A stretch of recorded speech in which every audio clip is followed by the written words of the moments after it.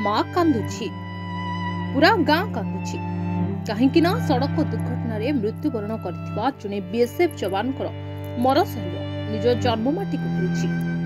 Rajasthan 77 battalion BSF सिपाही भाव कार्य कोकुसर माटीर वीर रश्मि रंजन सबरंकर गतकाली नुआपड़ा एसबीआई एटीएम निकट में सड़क दुर्घटन मृत्युवरण होछि। शनिवार जवान को मर शरीर निज जन्ममाटी कोकुसर पहुंचवा परे परिवार सह पूरा गां कांदिछि।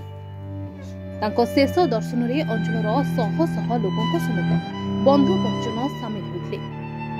कोरापुटू जवान माने सामिल होई शेष दर्शन करने सह गार्ड ऑफ ऑनर सहित गभीर श्रद्धांजलि ज्ञापन करछन्ति। तेबे प्रकाश जी मृत सिपाही रश्मि नुआपड़ा रहुवा परिवार लोकों पाखक आसिथिले। तेबे नुआपड़ा एक अजणा गाड़ी धक्का तांकर दुर्घटना होतला। नुआपड़ा चिकित्सा पाई रायपुर नेथिबा बेले रास्ता रे जवानकर मृत्यु होतला। मृत सिपाही कोकुसरा सदर पंचायत जयनारायण सबर और माता चितेश्वरी सबरंकर द्वितीय संतान अटंती। तांको स्त्री पंचमी सबर सहित दुईटी झील अछंती।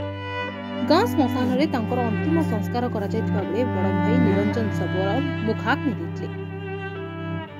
कोकुसरारू हिरण्य बेहरांक रिपोर्ट रामचल लाइव।